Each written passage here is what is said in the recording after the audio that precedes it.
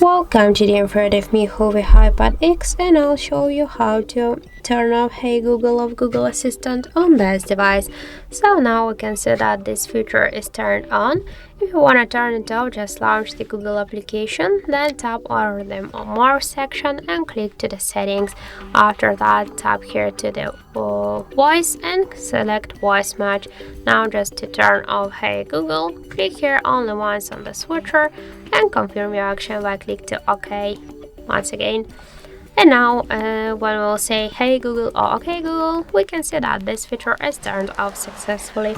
So that's it. Thank you for watching, and if you find this video helpful, don't forget to leave a like, comment and to subscribe our channel.